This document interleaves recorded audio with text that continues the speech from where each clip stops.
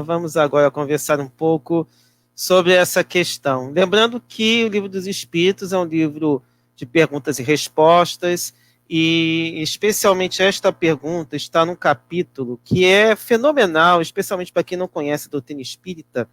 Fala da intervenção dos espíritos no mundo corporal, ou seja, a gente primeiramente entende para a doutrina espírita que nós somos espíritos, mas a rigor, essa intervenção deles no nosso mundo físico muitas vezes fica um pouco oculta, até porque muita gente não vê, não percebe de maneira tão adequada. E exatamente nesse trecho que ele fala da influência oculta dos espíritos em nossos pensamentos, atento, porque é um exercício diário de autoconhecimento que a doutrina espírita nos propõe. Por isso que nessa pergunta em especial, que seria por que meio podemos neutralizar a influência dos maus espíritos? A gente até tem uma certa dificuldade de falar maus espíritos, porque como a gente entende que ninguém foi destinado a ser mal, todos nós estamos passando, a maldade seria a ignorância do bem ainda. Conforme a própria Cleide já costuma falar, né, que a gente não passa pela feira da maldade, isso inclusive está no Livro dos Espíritos, mas é a questão que muitas vezes a gente fala que passa pela feira da maldade. Não é. A maldade é a ignorância do bem. Até porque se a gente soubesse ou conhecesse melhor a lei, a gente não praticaria tantos males e a gente certamente não estaria aqui ainda na Terra, que é um planeta de provas e de expiações. E exatamente por ser um planeta de provas e de expiações, que é um planeta em que convivem diversos irmãos ainda dedicados ao materialismo, aos vícios mentais. Pode pensar em tudo quanto é coisa ruim que vem na tua cabeça. Não precisa nem te digitar aí, mas basta pensar um pouquinho em todas as maldades que a gente vê no mundo, a gente percebe o quanto ainda estamos distantes desse paraíso ou dessa situação confortável como nós imaginamos, um reino de paz, um reino de amor. Mas, como Deus não desiste de nós, Ele permite que nós, com toda a nossa dificuldade, procuremos aproveitar os momentos em que estamos juntos para superar essas dificuldades. E somente é possível com todo o nosso amparo, com toda a nossa dedicação, e é justamente por isso que os Espíritos nos trazem essa resposta. Praticando o bem e pondo em Deus toda a vossa confiança. A prática do bem é deixar de lado o nosso umbigo, é deixar de lado tudo aquilo que pode soar como um egoísmo, especialmente um egoísmo na sua maior acepção, aquele que não consegue enxergar o outro como irmão. Praticar o bem é enxergar o outro como irmão e fazer aquilo que é possível, e às vezes até o impossível, para ajudar o nosso próximo. E por isso que vem essa segunda parte, pôr em Deus toda a nossa confiança, porque se mesmo sabendo que esse irmão pode não devolver esse favor, porque afinal a gente tem que fazer sem pensar na devolução ou em algum bem que possa ser proporcionado a nós, nós confiamos em Deus. Então, por meio desse desprendimento, a gente consegue repelir esses irmãos que ainda estão dedicados à maldade. A gente fala muito, né? Tem até uma editora que lançou o Momento Reforma Íntima. Mas se a gente fala apenas de reforma, ela é apenas um pouquinho.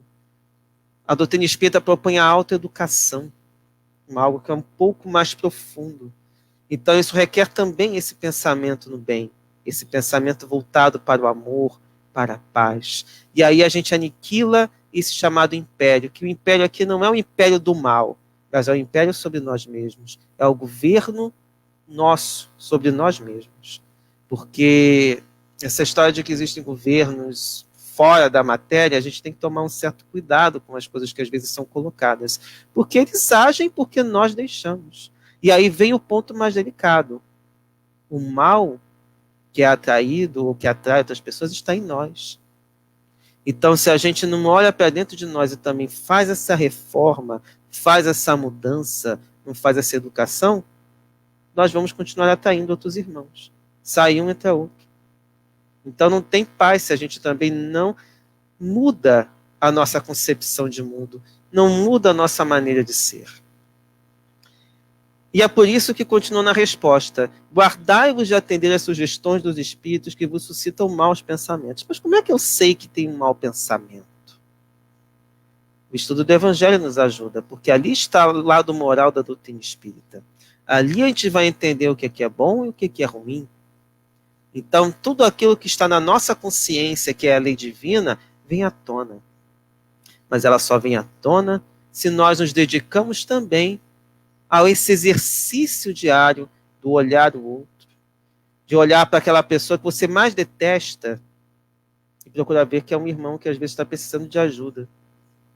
Que é uma pessoa, de repente sofreu, a gente não sabe o que está acontecendo com ela. Que é uma pessoa que precisa de oração. Uma pessoa que precisa, de repente, de um abraço, de um sorriso. Às vezes de um bom dia, uma boa tarde, uma boa noite. Eu sei que abraço está meio complicado agora, mas se a gente puder mandar bons fluidos, orações, já vai ser de bom tamanho e será de bom proveito para todas as pessoas que estiverem ao nosso redor. E por que eles sopram a discórdia entre nós? Porque eles também vivem numa miséria deles. E a partir da nossa modificação, nós modificamos todas as nossas companhias espirituais. Mas para isso requer também nosso autoconhecimento. Quer entender que se o mal está em nós, nós precisamos entender o que é mal em nós ainda. O que ainda não está de acordo com a lei divina e que a gente precisa modificar. E aí tem um outro problema que aí no finalzinho da resposta também nos ajuda a chamar a atenção.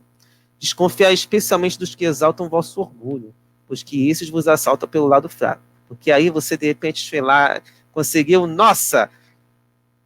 evitar aquela maldade. Por exemplo, eu estou meio gordinho e não posso tomar determinadas condições. Ou seja, por exemplo, eu não posso comer doce, por exemplo. Aí eu evitei de tomar doce. Aí vem aquele pensamento: você é um vencedor, você é o maioral. Calma.